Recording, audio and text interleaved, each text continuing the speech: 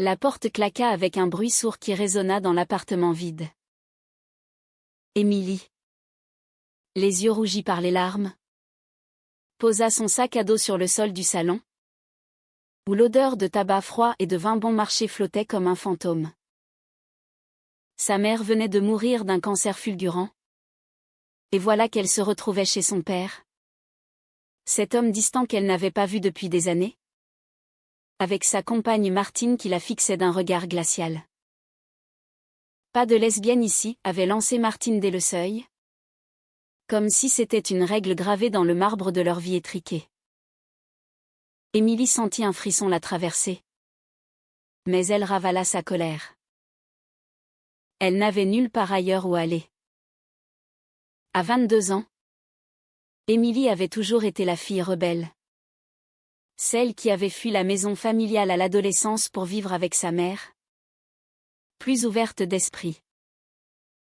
Paris l'avait accueillie comme une promesse de liberté. Avec ses rues animées et ses cafés où elle avait rencontré Sophie. Sa petite amie depuis 2 ans. Sophie. Avec ses 24 ans. Son sourire confiant et ses cheveux blonds coupés courts. Représentait tout ce qu'Émilie chérissait, une amour pur. Sans jugement.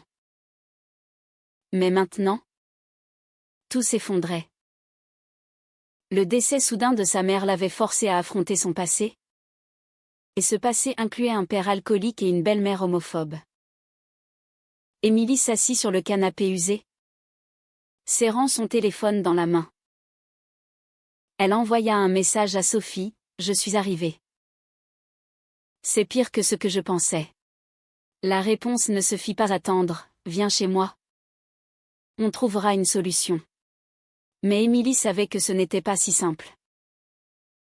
Son père, Jacques, avait insisté pour qu'elle vienne vivre avec eux, prétextant des obligations familiales. C'est ta maison maintenant, avait-il dit au téléphone. D'une voix pâteuse. Pourtant, dès son arrivée, Martine avait posé les bases, pas de comportement déviant sous leur toit. Émilie se demanda si son père était au courant de son orientation sexuelle. Probablement pas. Ou alors il faisait semblant d'ignorer. Le soir venu, le dîner fut un supplice. Jacques, un ouvrier à la retraite anticipée, servit une soupe fade pendant que Martine scrutait Émilie comme une intruse. Alors, tu as un petit ami, demanda Martine avec un sourire faux. Émilie hésita, sentant le piège. Non, répondit-elle simplement, fixant son assiette. Jacques rit nerveusement, laisse-la tranquille. Martine. Elle vient de perdre sa mère. Mais Martine insista, c'est important de savoir qui on accueille. On a des valeurs ici. Émilie sentit la rage monter. Des valeurs? Comme rejeter sa propre fille pour qui elle aimait? Après le repas, Émilie s'enferma dans la petite chambre qui avait été la sienne enfant. Les murs jaunis par le temps lui rappelèrent des souvenirs amers, les disputes entre ses parents. Le divorce acrimonieux. Sa mère emmenant tout ce qui comptait. Elle appela Sophie en visio. Et le visage familier apparut à l'écran, apportant un peu de chaleur.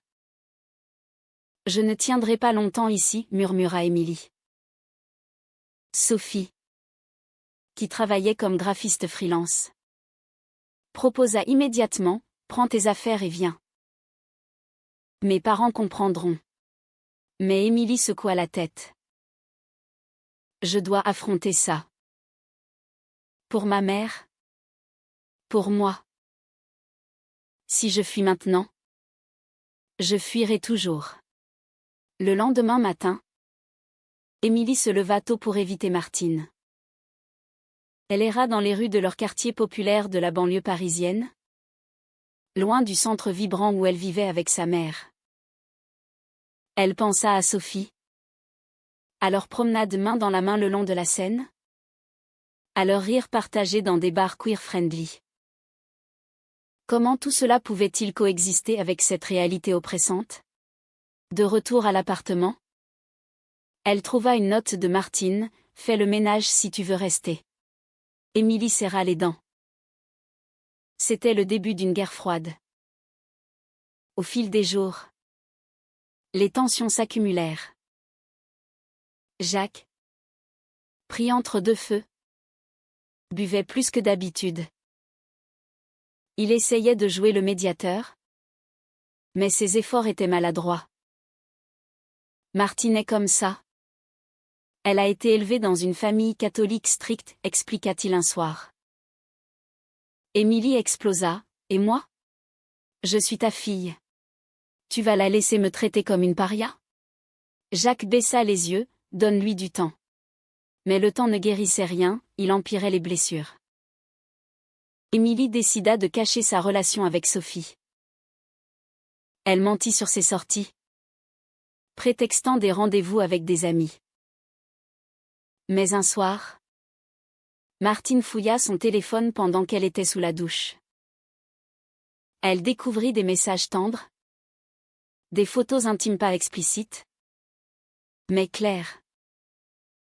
Quand Émilie sortit, Martine l'attendait, le visage rouge de colère. C'est dégoûtant. Ton père doit savoir. Émilie sentit son monde s'écrouler. Elle arracha le téléphone des mains de Martine. C'est ma vie privée. Mais le mal était fait. Jacques rentra tard ce soir-là. Ivre. Martine lui raconta tout, embellissant les faits. Ta fille est une perverse, cracha-t-elle. Jacques, choqué, se tourna vers Émilie. C'est vrai? Émilie, les larmes aux yeux, hocha la tête. Oui. Papa. J'aime les femmes. J'aime Sophie. Jacques s'effondra dans un fauteuil. Pourquoi tu ne m'as rien dit? Émilie répondit, parce que je savais que ça finirait comme ça. La nuit se termina en cris, en accusation. Martine menaça de partir si Émilie restait. Jacques, déchiré, murmura, peut-être que tu devrais aller ailleurs. Émilie passa la nuit éveillée, repensant à sa mère. Elle lui avait toujours dit, sois toi-même, ma chérie. Mais être soi-même avait un prix. Le lendemain, elle contacta Sophie, j'ai besoin de toi. Elles se retrouvèrent dans un café discret. Sophie la serra dans ses bras, on va s'en sortir ensemble. Mais Émilie doutait. Comment concilier amour et famille quand l'un détruisait l'autre? Sophie habitait un petit appartement dans le Marais. Ce quartier bohème de Paris où la communauté LGBTQ+ fleurissait malgré les préjugés persistants. Émilie y passa la nuit suivante, fuyant l'atmosphère toxique de chez son père. Allongée dans les bras de Sophie, elle se sentit enfin en sécurité. Mais les doutes l'assaillaient. Et si mon père choisit Martine, murmura-t-elle. Sophie caressa ses cheveux, alors? C'est son choix. Mais toi, tu as le droit d'être heureuse. Émilie hocha la tête. Mais au fond d'elle, une voix insistait, la famille. C'est sacré. Même quand elle te blesse. De retour chez Jacques le lendemain, Émilie trouva l'appartement en désordre. Martine avait fait ses valises, menaçant de partir pour de bon. Jacques, les yeux cernés, implora Émilie, parle-lui. Dis-lui que tu vas changer. Émilie sentit une lame lui transpercer le cœur. Changer? Papa. Ce n'est pas une phase. C'est qui je suis. Jacques soupira, Martine est tout pour moi depuis 5 ans. Sans elle, je suis perdue. Émilie comprit alors le dilemme, son père était faible. Dépendant. Prêt à sacrifier sa fille pour son confort. Martine revint dans l'après-midi. Triomphante. Elle posa un ultimatum, soit elle part. Soit c'est moi. Émilie, refusant de céder, décida de rester. C'est ma maison autant que la tienne, lança-t-elle. Martine ricana, pas avec tes mœurs dépravées. La cohabitation devint un champ de mine. Martine multipliait les remarques blessantes, ne touche pas à mes affaires. Je ne veux pas attraper quoi que ce soit. Émilie endurait. Mais chaque mot érodait son estime de soi. Sophie, inquiète, insista pour rencontrer Jacques. Peut-être que si je lui parle, il comprendra. Émilie hésita, mais accepta. Elles fixèrent un dîner chez un restaurant neutre, près de la gare du Nord. Sophie arriva élégante, avec son assurance habituelle. Jacques sembla surpris. Tu es normal. Sophie sourit poliment. Qu'est-ce que vous attendiez? Des cornes? La conversation tourna vite au vinaigre quand Martine s'invita. Vous détruisez les familles, accusa-t-elle Sophie. Émilie défendit sa compagne. C'est toi qui détruis la nôtre. Le dîner s'acheva en catastrophe. Jacques, embarrassé, paya l'addition et partit avec Martine, laissant Émilie et Sophie seules. Il est perdu, dit Sophie. Émilie pleura, et moi? Je suis quoi pour lui? Cette nuit-là? Elles parlèrent jusqu'à l'aube. Sophie raconta son propre coming out, ses parents l'avaient accepté après des mois de thérapie familiale. Ça prend du temps. Mais l'amour vrai gagne. Émilie voulait y croire. Mais la réalité était cruelle. Les jours suivants, Émilie affronta des pressions extérieures. Au travail, comme serveuse dans un café, elle entendait des clients débattre des droits LGBTQ+, avec des opinions divisées. La société française, malgré ses avancées, gardait des poches de conservatisme. Un collègue, apprenant sa situation, la conseilla, cache-toi. C'est plus simple. Émilie refusa, non. Je ne me cacherai plus. Chez Jacques, les conflits escaladèrent. Martine contacta un prêtre local pour exorciser l'appartement, une idée ridicule, mais symbolique de son fanatisme. Émilie rit jaune. Tu crois que l'amour est un démon? Martine répondit, pour les gens comme toi. Oui. Jacques, spectateur passif, buvait en silence. Émilie décida d'agir, elle inscrivit son père à une réunion d'un groupe de soutien pour parents d'enfants LGBTQ+.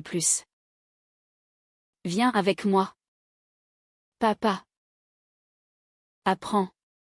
Jacques refusa d'abord, mais sous la pression, accepta. La réunion eut lieu dans un centre communautaire à Belleville. Des parents partageaient leurs histoires, regrets, acceptation, transformation. Jacques écouta, mal à l'aise. Une mère raconta comment elle avait perdu sa fille en la rejetant. Jacques pâlit.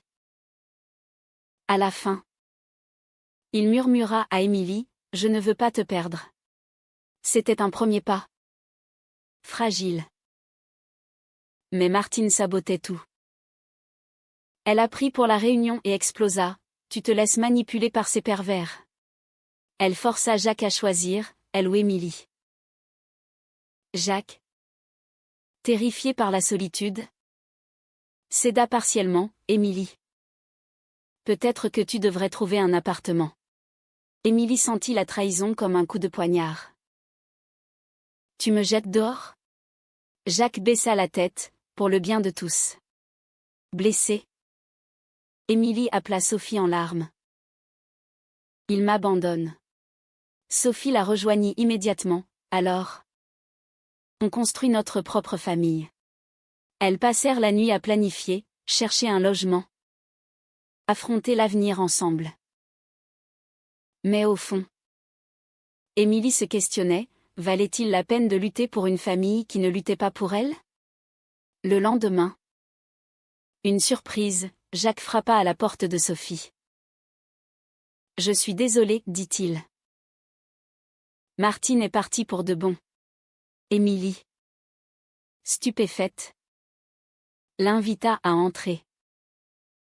Était-ce un tournant? Jacques s'assit maladroitement sur le canapé de Sophie, évitant le regard des deux jeunes femmes. Martine m'a quitté ce matin. Elle dit que je suis faible. Émilie sentit un mélange de pitié et de colère. Et tu le es? Papa. Tu l'as laissé me traiter comme une moins que rien. Jacques hocha la tête, je sais. J'ai eu peur. Peur de tout perdre. Sophie intervint doucement, mais vous avez déjà perdu Émilie une fois. Quand elle est partie avec sa mère. Jacques soupira, c'est vrai. Je regrette tant de choses. Cette confession marqua un virage. Jacques resta pour le dîner.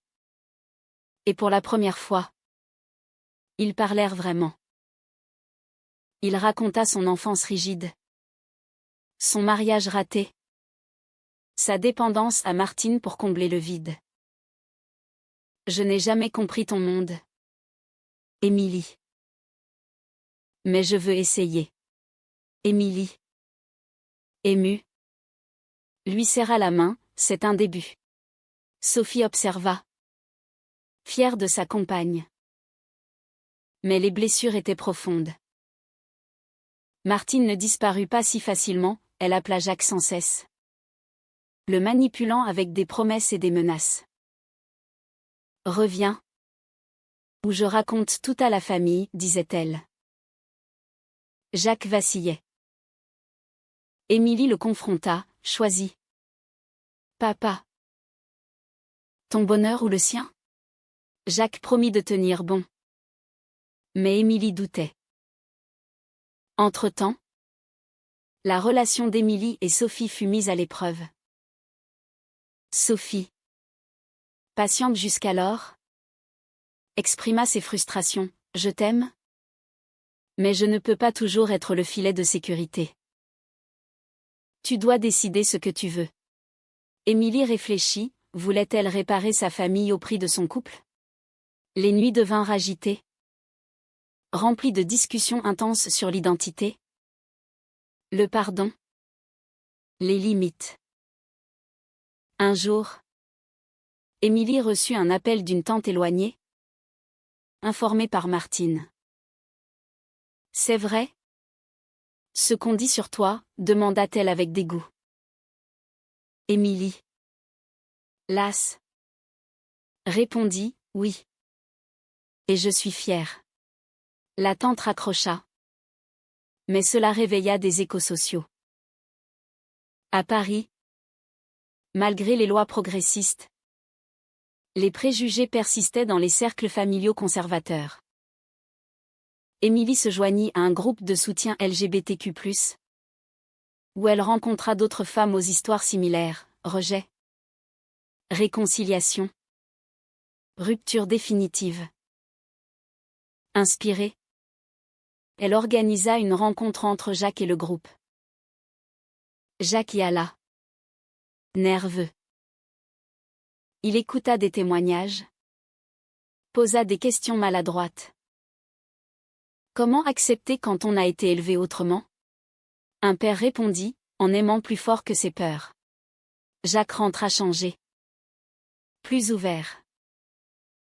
Il invita Sophie à des dîners réguliers, apprenant à la connaître. Mais Martine revint à la charge. Elle se présenta un soir chez Sophie. Furieuse. Tu as détruit ma vie, cria-t-elle à Émilie. Sophie la défendit, c'est vous qui avez choisi la haine. Martine partit en claquant la porte. Mais pas sans lâcher, vous regretterez. Le lendemain, Jacques reçut une lettre d'avocat, Martine réclamait une part de ses biens, prétextant un concubinage. La bataille légale s'engagea. Émilie, aidant son père, découvrit des secrets. Martine avait un passé trouble. Des dettes cachées. Pourquoi l'as-tu choisie demanda Émilie. Jacques avoua, elle me faisait me sentir vivant. Mais maintenant, il voyait clair. Avec l'aide d'un avocat ami de Sophie, ils contrèrent les revendications. Pendant ce temps, la relation d'Émilie et Sophie s'approfondit. Elles affrontèrent leurs propres doutes, Sophie craignait que Émilie ne sacrifie trop pour sa famille. « Je ne veux pas te perdre, dit-elle. Émilie répondit, « Tu es ma famille maintenant. » Elles décidèrent de cohabiter officiellement, cherchant un appartement plus grand. Pourtant, les ombres persistaient. Un soir, Jacques rechuta dans l'alcool, appelant Émilie en pleurs, « Martine me manque. » Émilie, exaspérée, le confronta, « Elle te manipulait. Choisis la vie que tu veux. » Jacques promit d'aller en thérapie. Un pas vers l'indépendance. Émilie, de son côté, luttait avec son deuil. La mort de sa mère la hantait, amplifiant ses insécurités. Et si je suis comme mon père? Faible, confia-t-elle à Sophie. Sophie la rassura, non. Tu es forte. Tu affrontes tout. Un climax approcha quand Martine organisa une confrontation familiale. Elle invita des oncles et tantes conservateurs à une réunion de crise.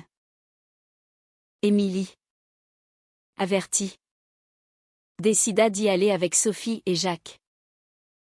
Dans un salon étouffant de la banlieue, les accusations fusèrent, « Tu corromps la famille. » Émilie se leva, « L'amour n'est pas une corruption. C'est vous qui êtes aveugles. » Sophie ajouta, « Nous existons. Et nous méritons le respect. » Jacques, pour la première fois, défendit sa fille, « Assez. Émilie est ma fille. Et je l'aime telle qu'elle est. » Martine, vaincue, partit en larmes. La famille se divisa, certains partirent avec elle. D'autres restèrent, pensifs. Émilie rentra épuisée, mais victorieuse. « On a gagné une bataille, dit-elle à Sophie. » Mais la guerre intérieure continuait. Les mois suivants apportèrent un semblant de paix. Jacques, en thérapie, apprit à vivre seul. Il visita régulièrement Émilie et Sophie dans leur nouvel appartement à Montmartre. Un havre de créativité avec vue sur les toits de Paris. Ils partageaient des repas, des rires prudents. « Je suis fière de toi, dit Jacques un soir. » Émilie sourit, « Merci, papa. » Mais les cicatrices restaient, chaque regard complice avec Sophie lui rappelait les sacrifices. Sophie, quant à elle, affronta ses propres démons. Son travail freelance la stressait. Et les tensions passées avaient ébranlé sa confiance. « Et si on ne survit pas à tout ça ?» demanda-t-elle un jour. Émilie la serra, « On survivra. Parce qu'on s'aime. » Elles décidèrent de voyager, un week-end à la campagne normande, loin des jugements. Là, au milieu des champs, elles renouèrent avec leur intimité, renforçant leurs liens. De retour, une nouvelle épreuve surgit. Un article dans un journal local exposa des histoires de familles divisées par l'homophobie. Et Martine, anonymement, y contribua avec des détails sur Émilie. Une fille perdue par ses choix immoraux, lisait-on. Émilie, furieuse, confronta Martine par téléphone. « Pourquoi tant de haine ?» Martine répondit, « Parce que c'est contre nature. » Émilie raccrocha, tremblante. Cela réveilla des débats sociétaux. Émilie s'engagea dans une association LGBTQ+, organisant des ateliers sur l'acceptation familiale. Elle y rencontra des alliés, mais aussi des opposants. Un débat public tourna mal quand un conservateur l'accusa de propagande. Émilie répondit calmement, « C'est de l'humanité. Pas de la propagande. » Sophie la soutint, « Tu changes les mentalités. » Jacques, inspiré, rejoignit l'association comme volontaire. « Je veux réparer mes erreurs, dit-il. » Ensemble, ils affrontèrent les préjugés. Mais cela coûta cher, des amis perdus, des nuits blanches. Un soir, Sophie reçut une offre d'emploi à Lyon. Mieux payée. « C'est une opportunité, dit-elle. » Émilie paniqua, « Et nous ?» Sophie hésita, « Viens avec moi. » Mais Émilie était attachée à Paris, à son père en reconstruction. Le dilemme moral surgit, sacrifier son couple pour la famille. Ou l'inverse? Elles en parlèrent longuement. « Je ne veux pas te forcer, dit Sophie. » Émilie pleura, « Mais je ne veux pas te perdre. » Jacques, apprenant la nouvelle, conseilla, « Suis ton cœur. Mais n'oublie pas que l'amour vrai supporte la distance. » Émilie douta, était-ce une trahison de choisir Sophie? Finalement, Sophie déclina l'offre. « Toi d'abord, dit-elle. » Mais cela créa une tension subtile, Sophie se sentait sacrifiée. Émilie, coupable, multiplia les gestes d'amour. Mais le doute persistait. Puis, un choc, Martine revint, repentante. Elle contacta Jacques, « J'ai réfléchi.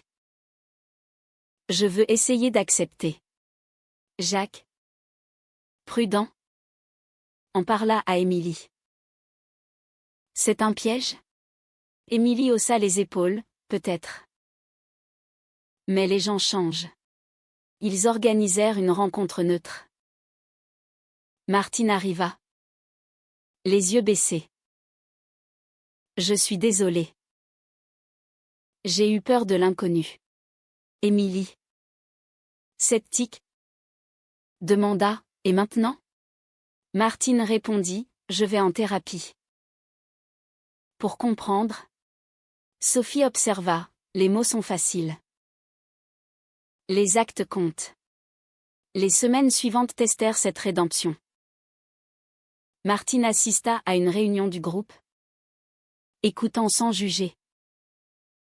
Jacques, heureux, reprit espoir.